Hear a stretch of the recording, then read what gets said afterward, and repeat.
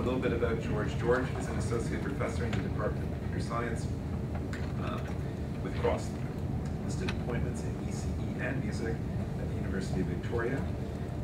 He's a Canada Research Chair, Tier 2 in the Computer Analysis and Audio and Music. He is not just an accomplished scholar, but an artist as well. You can listen to some of his music live or on his website. And he recently received an Artistic Research Award from the University of Victoria. I won't try to pronounce it, but Craig Darrow, just this last year. In 2011, he was visiting faculty at Google Research during his sabbatical. He received his PhD in computer science at Princeton in 2002 and was a postdoc at Carnegie Mellon from 2002 to 2003. His research spans all stages of audio content analysis, such as feature extraction, segmentation, classification, with specific emphasis on music information retrieval. He's also the primary designer and developer of Marcius, an open source framework for audio processing that I'm guessing several people in the room have heard of, people coming from the communities. His pioneering work on musical genre classification received an IEEE Signal Processing Society Young Author Award, and it's frequently cited. I think his citation count is above 4,000 catalog. More recently, he's been exploring new interfaces for musical expression, music robotics, computational ethnomusicology, and computer-assisted music instrument tutoring. These interdisciplinary activities combine ideas from signal processing, perception, machine learning, sensors, actuators, and HCI with the connecting theme of making computers better understand music to create more effective interactions with musicians and listeners. So with that lengthy introduction, he's welcome to company, I think, and we look forward to his talk. Thank you very much for that introduction.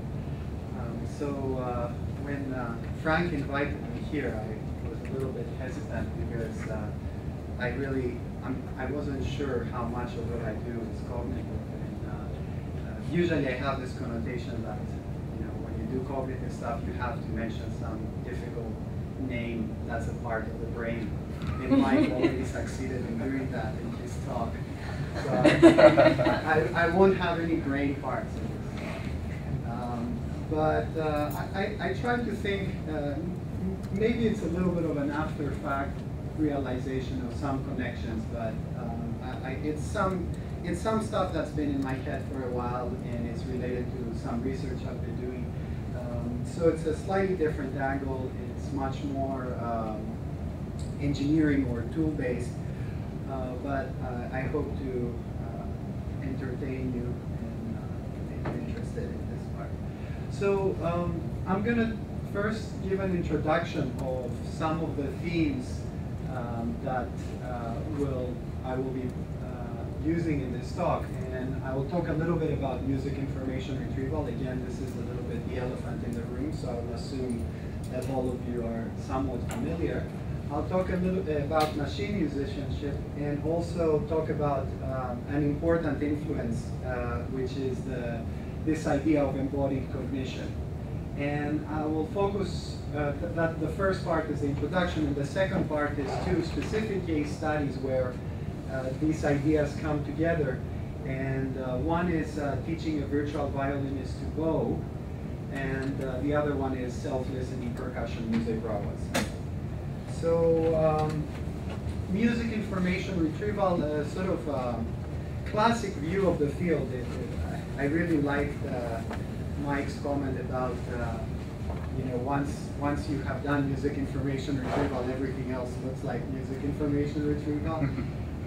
But kind of the classic image, I think, that if you go to Izmir, sort of what you have in your head is this idea that at some point there's this giant library of all recorded music.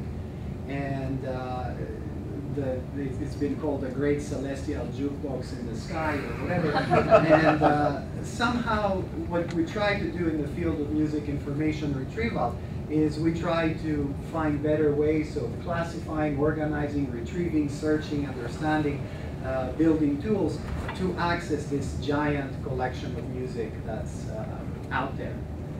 And there are some issues with this view that I'm going to touch on, but I just will give you a little teaser, is that this sort of has this assumption that all there is to music is a recording. And that's a little bit of a very poor way of thinking about music. Music has been a process pretty much throughout human history, and it's only in the last maybe 100, 150 years where we were able to capture it in a form that was sort of frozen in the act of a recording. So the next couple of slides I'm going to do a really MIR 101 kind of thing. So you start by doing some time frequency analysis. The details don't matter that much, usually based on something like the short time Fourier transform. Then you, essentially what you do is you take your time domain signal, which is what you capture in the microphone, you convert it to some representation where there's a sort of separate notion of time and frequency, and then because that information is way too high, you somehow have to summarize time and summarize frequency up to a certain point. So Mike talked about Mel frequency Kebstral coefficients. It's sort of this zombie representation that we can't seem to escape from, and it comes back and haunts us. But anyway, at the end of the day, you analyze your audio, you get a feature vector, and once you get a feature vector, then you come into the giant hammer of machine learning, where as long as you have a feature vector, there's this amazing wealth of techniques for things like statistical supervised learning. So if you want to do classification, like Mike was talking about, separate classical music from rock music, you label a bunch of files as classical, you label a bunch of files as rock music, you build a model for the two, and the model, given an unknown point, decides whether it's one or the other. So this is all pretty standard stuff. And the field has been going on, and this is an example of automatic tag annotation, like Mike mentioned at the end. So this is a piece by AC/DC. These are tags predicted by users. So it's awakening, thrilling, strong, rock, drum, male lead vocals. These are tags predicted by an algorithm. Some of them are the same. Anything green is the same. Some of them are wrong. For example, it doesn't have a harmonica. Some of them are right, but are missing in the ground truth, like a bass. But, this is a game that people in MIR have been playing for a while, and we get better and better algorithms and whatnot. One thing that's interesting is also looking at the size of data that we are analyzing. Around 2000, when I started doing this work, I assembled what was, for the time, a pretty big collection of music, 1,000 clips. And that's, again, a zombie that I have been trying to kill but doesn't die. It's this collection. People still use it. I mean, Frank mentioned a lot of citations. A lot come pretty much from just having this data set. People beat my previous result and cite me. People complain about the collection and cite me. People say the collection shouldn't be used, still they cite me. People reply to the people that complain about the collection that it's still useful, they still cite me. So it's a great, so for any of you who are grad students, get a data set out. It'll really help your career. If you look at sort of what's available in the commercial world, like, kind of the recordings that you buy at a store, we're looking at something like, 10 to 20 million tracks. This would be the sort of official record label music. But pretty much you can think of all of recorded music will be valid game. And the largest music site today is YouTube. And you probably guessed that with all your Facebook friends who keep posting videos of their favorite, I don't know, Fleetwood Mac or Pink Floyd or Michael Jackson or whatever your generation is.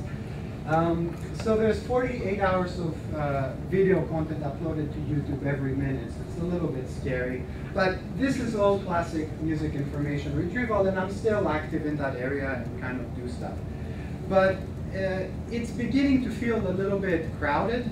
partly because there's now much more commercial presence in the field. So a lot of these problems that people like me or Mike used to work 10 years ago, and everybody kind of scratched their heads and was wondering why would anyone work on these, now have pretty large-scale commercial applications. So audio fingerprinting, query by singing or humming, the SoundHound or Shazam. Google is doing fingerprinting, music recommendations, personalized radio. So as an academic researcher, well, one, it becomes harder because these companies have much larger resources, and also kind of the problems become a little bit more boring. Its research becomes more incremental. So I've also been trying to escape that classic MIR mold. I think what Mike is doing with neuroscience is a quite interesting escape route. I'm going to talk about a different escape route. And again, it involves kind of engaging with a slightly different community, but still using some of these ideas. So in 2001, Robert Rowe, who is now at NYU, published, I think he was still then at NYU, published a book called Machine Musicianship. And he defines as musicianship as the body of knowledge acquired by musicians through training. And in the book, he has discusses and has several implementations of some processes such as segmentation, pattern detection, and interactive improvisation that can be used to implement these activities in computer systems. So the idea is that if you are trying to make a system where human musicians are playing with some kind of computer generative process, that process is not just blindly or deafly producing music, but it has some of the abilities that human agents have in perceiving music. And due to the time that it was published and the limitations of the technologies at the time, it was mostly focused in symbolic data. But it's quite interesting because it really tried to approach sort of the problem. It's sort of, there are two extremes. In music information retrieval, we're trying to model things almost as, you know, what does the average listener get out of music? And in sort of computer music, algorithmic composition is sort of how can we model a composer. This is a little bit somewhere in between, and it's an important influence in the stuff that I'm going to talk about. So another important influence is this idea of embodied cognition. And the basic sort of argument of people that embrace this idea of embodied cognition is that the way we think is not done in isolation in our brains. A lot of, inspired by sort of the philosophical dualism between mind and body, a lot of, especially early work in AI, to a large extent too because of technical limitations, was really focused on representation. So everything was about how knowledge is represented in the brain, how can you encode different types of knowledge, how can you generate stories and whatnot. And sensory perception was a little bit delegated to sort of being an easier problem. I think it was Marvin Minsky who famously asked Marr to solve the computer vision problem as his PhD thesis, because he thought, yeah, so what's the big deal? Recognizing some objects, everyone can do it. And so if you think of it in an abstract sense, the view of sort of traditional cognition is that you have this giant brain. The brain is what you model, and maybe a little bit of what your ear does. But the view of embodied cognition is that it's actually a lot of what we do has to do with action and interaction, and the body is viewed as a mediator between mind and the environment. And it's an important mediator. So it's sort of quite interesting in that sense. So there are some there's definitely some evidence to that. For example, it's known that when you listen to music, either you will, and it's rhythmic in nature, either you will actually get up and dance and tap your foot. But even if you don't get up and dance, it turns out that the areas of the brain that get activated are the same as if you were actually moving the muscles of your foot and so forth. And so it is this interaction and sort of increasing the importance of modeling the body that is one of the aspects in embodied cognition. So in 2007, Mark Lehman, who is a systematic musicologist at Ghent, University of Ghent in Belgium, published this book, Embodied Music Cognition and Mediation Technology. And that is it's a pretty interesting read. And he makes this case that the body plays a central role in all music activities, from playing an instrument to listening to music to every activity. There's an active body engagement. And it's a mediator that transfers the physical energy of the sound waves and of the membranes being struck and the horse hair being bowed and whatnot to mental representations in our brain, and also going backwards. So if you are a musician or if you are just singing in your shower, some kind of mental representation of the song results in you moving your vocal cavities and passing air through your vocal folds and singing in your shower. So traditionally, traditional cognitive musicology, which a lot of people are familiar here, really focuses on perception. So the classic stuff is to look at, what is the, how do people perceive pitch? Do they perceive it in absolute sense or relative sense? What makes a melody invariant? All these types of things that you have seen. But without necessarily associating it with any action. There's no sort of direct association with action. So the difference in embodied music cognition is that it tries to take action into account. And traditional musicology focuses a lot on subjective sort of hermeneutic approaches. So it's sort of, how do I, as a trained listener, listen to this particular sonata, and what are the things that come up to my own particular brain, whereas embodied music cognition is more empirical and evidence-based. So another influence of embodied cognition has been in the field of artificial intelligence. And this is a quote that's from a book by Moravec, who is sort of a robotic engineer, but also kind of futurist about robotics. And it really hits it down, nails it down to the fact that what happens is that we're very impressed by high-level cognitive abilities. For example, doing counterpoint or composing music in the style of Mozart. And somehow we take for granted very simple music abilities, like tapping your foot in sync with a song, or recognizing that a particular song is Twinkle, Twinkle, Little Star. And those are tasks that any 2 or 3 year old child can probably do.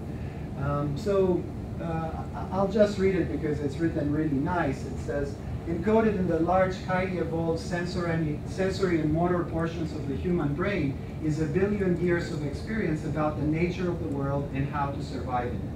The deliberate process we call reasoning is, I believe, the thinnest veneer of human thought, effective only because it is supported by this much older and much powerful, though usually unconscious, sensor-motory knowledge. We are all prodigious Olympians in perceptual and motor areas, so good that we make the difficult look easy. Abstract thought, though, is a new trick, perhaps less than 100,000 years old. We have not yet mastered it. It's not all that intrinsically difficult, it just seems so when we do it. So, as someone who has been working for a while trying to model some of these simple tasks in, for example, music information retrieval, it's pretty hard. It's quite easy to write something in a program that solves first species counterpoint exercises, but it's much harder to write a beat tracker, at least in my opinion. So, okay, so these are, this sort of sets a little bit the context of what I'm going to talk about. So I'm going to now talk about embodied musicianship. And I really, this all comes, it's all about tool building. So I'm not going to make any big cognitive claims or any strong connections. All I'm going to try to argue is that in solving some particular problems, if you take an approach that sort of takes this idea of embodied cognition, you might come up with solutions that are more effective and somewhat different than the first engineering solution that would come to your head. So I use it as a guide to the approach rather than trying to understand cognition. We leverage audio techniques that operate with audio signals. And also something that I'm really interested in is sort of a more seamless blending of the physical world and the virtual world. And in terms of sort of topics that we touch is digital signal processing, machine learning, human-computer interaction. And in terms of musicianship, I'm going to focus on some relatively low-level tasks. So it's going to be more about sound checking, tuning, checking your sound production, rather than high-level musical tasks like composing or improvising. So I'm just focusing on how can we get some of that basic musicianship. Another point I want to make is that musical instruments are not just tools, but also extensions of your body. So a professional musician spends a considerable part of their lives learning to produce music using a device. These devices, even though we kind of perceive them as natural, for us seeing someone playing a violin seems pretty normal, it's a pretty weird activity. It's something made out of wood, glue, varnish, horsehair, resin, and somehow you scrape this thing back and forth and these vibrations get produced, and it makes us cry or makes us laugh. It's kind of ridiculous. So if an alien landed and observed a concert, it would be quite a weird experience. But at the same time, a professional musician spends hours and hours and hours interacting with this tool. There's physiological changes, as anyone who has played guitar and developed calluses on their fingers, that happen to your own body when you play an instrument. So you really, it's sort of a human-machine conglomerate. In some way, a musician is, it's sort of a cyborg if you view cyborg as a man-machine rather than a computer-human, your definition. So tools are extensions of our bodies. And communication involves some exchange of information. So you can communicate more flawlessly when you share some sort of concept. So a good tool improves communication between a human and an object. So that's just a few more things. Finally, if you haven't seen this talk, this is my little, check this link when you go back to your hotel, Inventing on Principle by Brett Victor. And he says that it's a good idea to try to distill everything you do to a single principle. It took me a while. I tried to figure out something that I could somehow encompasses everything I do. And my principle is that human-computer interactions involving music can be significantly improved when the computer knows something about music. Relatively obvious, but it does capture really a lot of what I do. Okay, so,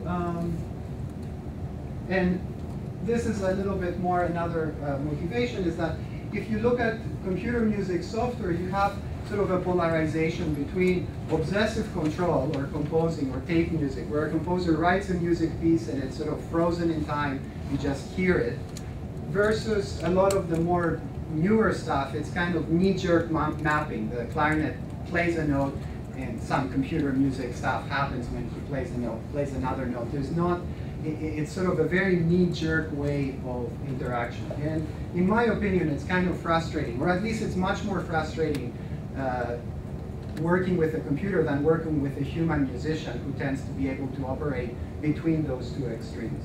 So I've used some of the work that I described in embodied musicianship as a way of getting into that area between the two.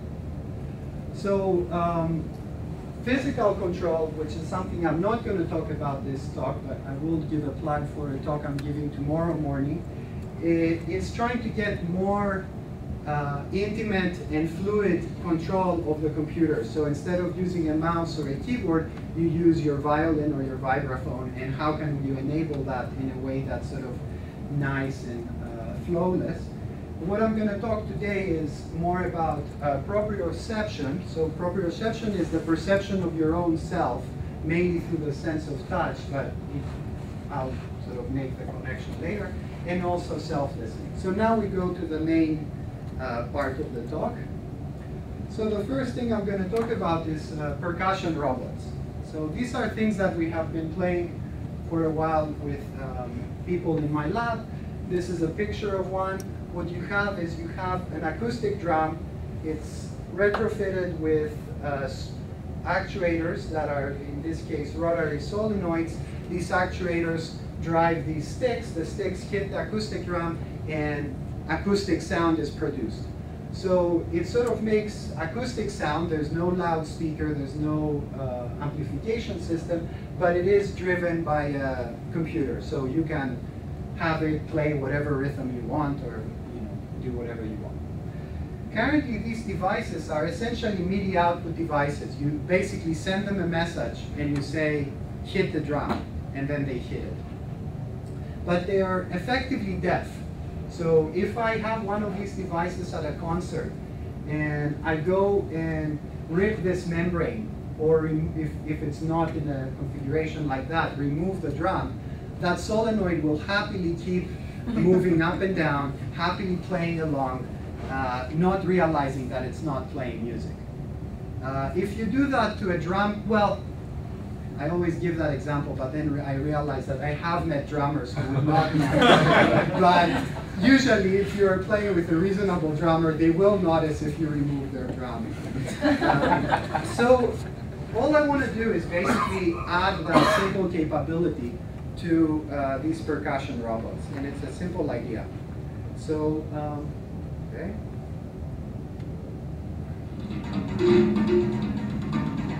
Just going to show you a video.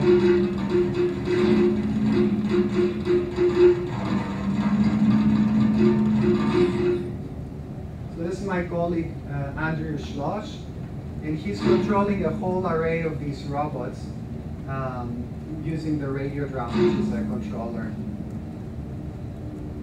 It's kind of hard to see, but there's a bunch of these robotic instruments, and they're just playing. There's also one right here.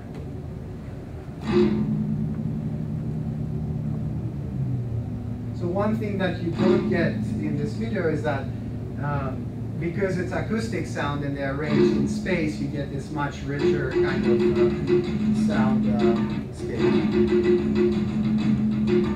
And of course they can play by themselves, like what's happening now, so they're not directly mapped.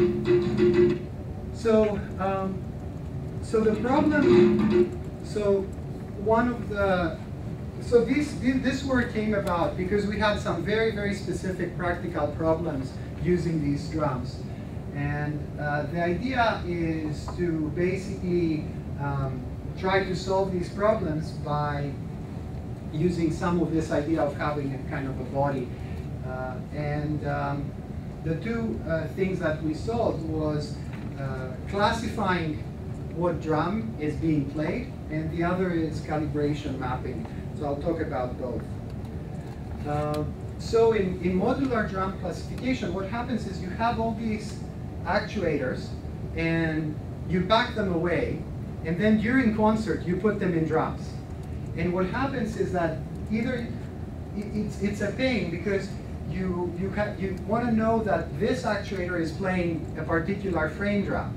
So you can have some labeling scheme of the green actuator matches the green drum, but then if you want to change that drum, it becomes a mess. Then you write software that allows you to change the mapping, but then you have to spend time every time you do sound check to know which one is playing which. So the idea was very simple. We just have a microphone. We have each actuator playing whatever drum they are attached to, and then we classify the sound of the drum to the correct drum, and then we know the mapping. So we know that actuator number 15 today is playing the bass drum, and we don't have to do that sort of manual mapping phase, which doesn't seem like a lot, but it's quite useful. So this is just, so how we do it, it's pretty much the standard stuff, like how the world looks like a nail. Classic audio feature extraction and SVM classification. This is 4 different frame drums, and you can get classification results up to almost 92%. So it's not perfect, but it gives a pretty decent guess of which drum is which, just by listening to the timbre of the drum with a microphone that's not attached to any of the drums. So that's a straightforward application.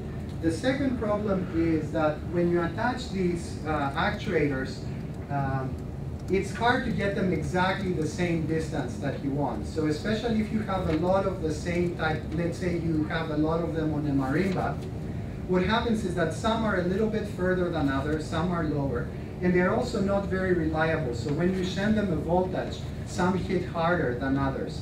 So what happens is you play a scale, and some notes are loud, some notes are soft, and you have to kind of manually do this. And you either do it in software by changing the mapping, or you actually physically go and kind of try to tweak them a little bit so that they're closer.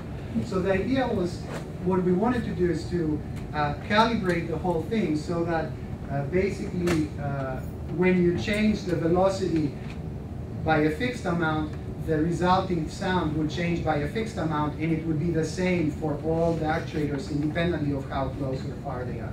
So this is our calibration map. So it takes input velocity, which is what the user provides, and then maps it to output velocity. So you can see that it's not a perfect diagonal, and it just, but it linearizes this response. So this is the actual, if you look at the energy, this is just loudness, which is the MFCC 0. If you look at how it changes over velocity, you see that there is this kind of non-linear curve where it's low velocity and then it starts being loud. So what we want, in each of those 3 colors is 1 centimeter, 2 centimeters, and 3 centimeters. So we want to make them all look about the same, and this is what this calibration does. So the way this is done is we start with MFCC. We do a principal component analysis that uses the data from all the distances to get one component. That component is mostly loudness, but does capture a little bit more of timbre information because the sound quality changes too. We quantize that linearly to 128 values. So it's sort of like taking, this is our resulting loudness vector. How much can we go from the softest to the loudest? And then we make it equal increments in that, and then we invert the mapping by averaging multiple output values. So, okay, so that's the basic idea, is basically by adding a listening layer to the robot, we solve these practical problems of sound checking by basically having it automatically calibrate how loud it plays and knowing which drum it plays. So it's pretty simple, but the key here is that it's this idea of making a full body that has perception, action, and a brain. You know, when we first thought about it, we had all these crazy ideas about having the actuators self-adjust themselves with motors, or having extra sensors that would detect how far the actuators are. So there's all these kind of engineering approaches that you can think that don't involve listening to the audio, but listening to the audio really gave us the leverage we wanted. So the next project is a project where we combine 2 areas, physical modeling and machine learning. So Graham Percival, who was a master's student with me and now is at the University of Glasgow, wanted to build a performance rendering system for violin. So by that I mean something that would take as input a score and render an expressive performance of that score using violin sounds. And there's a lot of work that has been done for that using piano sounds, but the violin is a little bit of a trickier beast. So to get expressive violin sounds using samples, it's quite hard because the violin is such a continuous instrument. So one approach is to use physical modeling. In physical modeling, the sound synthesis is done by actually simulating the physics of the instrument. So you get actually natural parameters of what the sound is. So if you have a physical model of a violin, you have the finger position, you have the bow force, things like that. And it provides expressive control because it really is a physical system, so you can do whatever you want with it. However, as in a real violin, the continuous control of it is quite tricky. And it's easy, if you have heard a beginning violin player, you know that there are all these squeaks, or sometimes there's no sound produced, and there's all this learning that happens so that you learn how to move your bow. And a beginning violin player, and for that matter, an expert violin player, extensively uses feedback. So you constantly, a violin player is not in tune because they know where their finger goes to the fingerboard. In fact, actually their finger will change positions because the tuning will change based on humidity. They're doing it by listening and continuously adjusting. So it's this continuous adjusting. So again, the main idea is to add a listening layer to this problem rather than trying to solve it directly. So there have been attempts to solve it using control theory and sort of mathematics and try to get into regions that are not stable, but here we use a different approach. So the idea is to teach the violin model what is a good sound and what is a bad sound. And in the same way that you teach a beginner, we have it play scales, and we have a teacher say, that was too loud, that was too soft. And you do many iterations of that, and then it hopefully will sound better. So this is the only equation of my slides, but some time ago I was told you should always have one equation at least. Look like you know what you're doing. We don't use recordings of any kind, we use physics. This is the wave equation used. This is the displacement of the string. This is the distance from the bridge, x. T is time, and this is kind of the equation that describes it. And we have an open source library that has this model. And the input parameters to the model are the violin string number, so there are 4 strings in the violin, the left-hand finger position, which determines what pitch you're playing, the bow bridge distance x0, the velocity of the bow, and the force of the bow. Most of these parameters can be determined directly from the score with some additional kind of music knowledge. But the force and the velocity are more continuous things, so it's a little bit trickier. This is kind of the feedback loop that we use. So you have the score, you get the note data, and you get dynamic parameters and pitch. Pitch determines the string and finger position.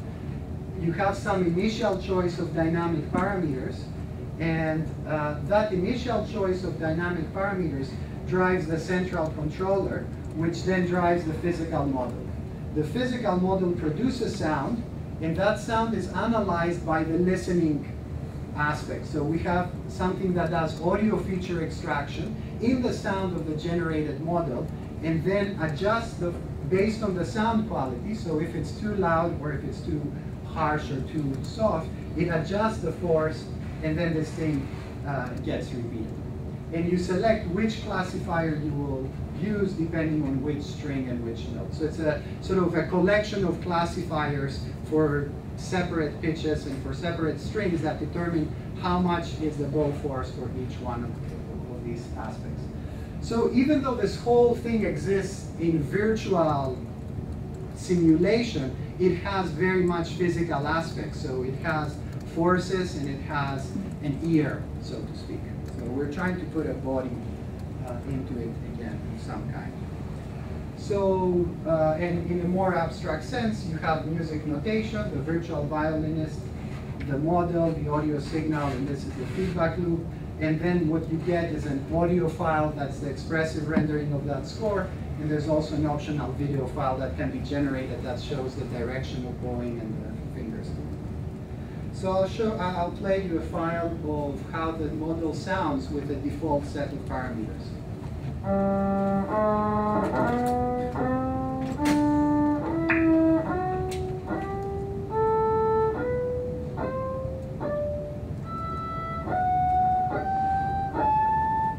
So this is one of my favorite sound examples of my entire academic career because it does sound like a beginning violin player, and it's it has that kind of quality to it. And we didn't record a beginning violin player; it's just running a scale through that model.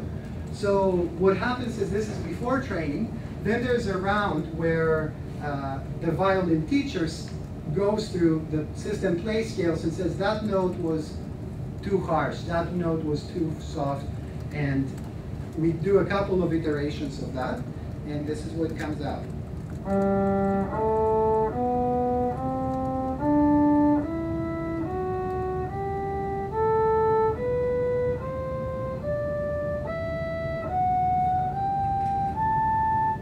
So it won't win any prizes, but the sort of crunchiness of the beginner has gone away. And my favorite cool part is that one thing that I didn't mention is that, oh, we don't have that. Yeah, so in our original work, we just used the audio analysis. It turns out you actually, because it's a physical model, you have the force from the string to the finger. So that's a kind of haptic control signal. And if you add the haptic control signal to the classifier, you can reduce the number of training iterations you need to get a decent sound. So it's sort of almost like if you have a sensitive finger, you don't need your ear as much, or you can kind of train faster. So anyway, that's, I'll just play you.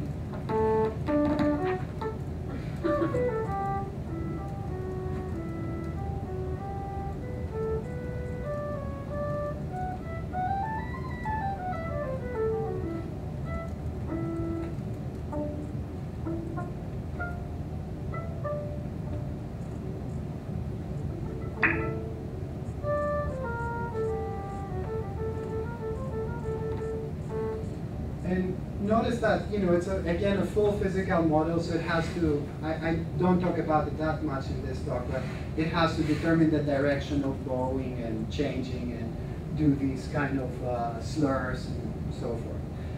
So that's it. So I'm done. And in summary, the idea of embodied musicianship can be used to inform the engineering of music-related tools for human-computer interaction.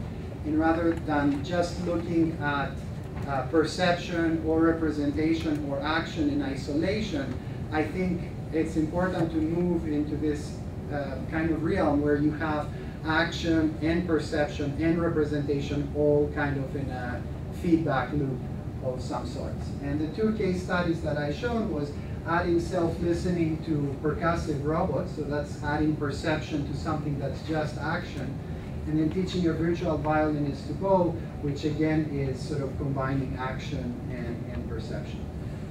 In both cases, they blend the physical and the virtual, and you can think of the body in a sort of abstract sense of what a body means as a mediator between action and perception. So thank you very much, and I'll take questions.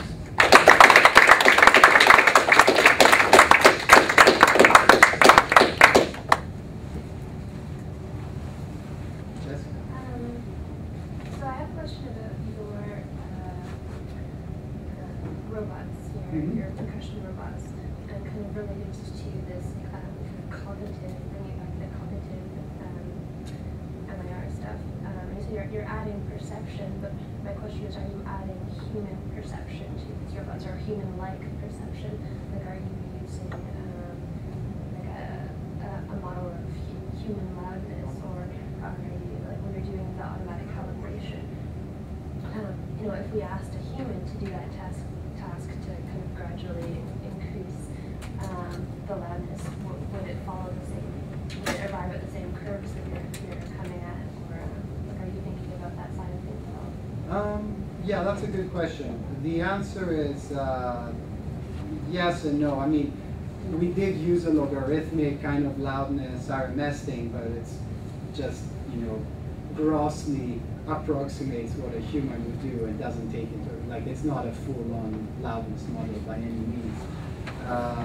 But yeah, that is an interesting, I mean, down the road, for example, one thing that's really interesting is also to look at how a human, like if you ask a drummer to play louder, they also change their technique, there are these non-linear things that happen, or faster, for example. So there is the idea also to learn from human profiles, but at this stage it's more of an engineering thing. It's just adding an ear. I don't care if that ear is a human ear or some kind of other ear. It's just something that takes the audio signal produced by the actuator and figures out information about what the actuator did from the audio signal. So it's a separate feedback than the actuator. Yeah?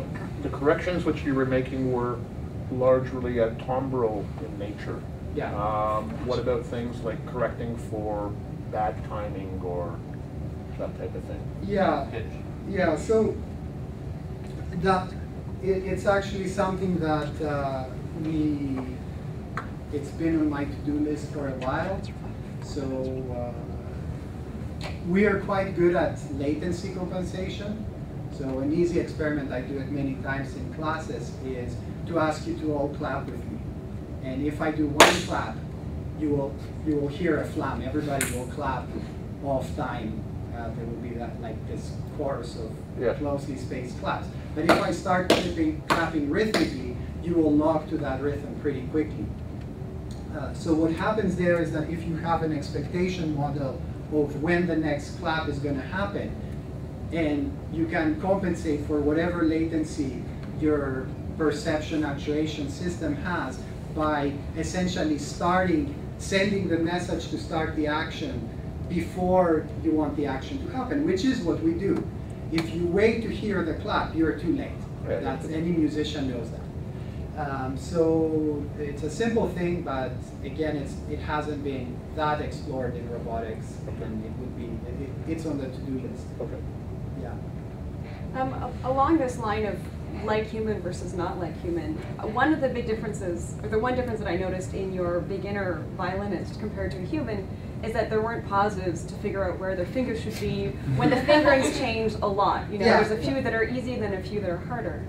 And a question that comes out of this sort of work is, when are these human limitations actually important components of expressiveness?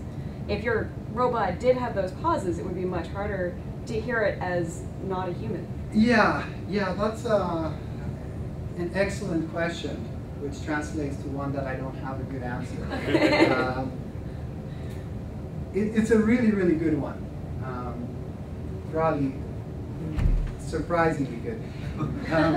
Well, it follows from the embodied cognitive framework that you started with.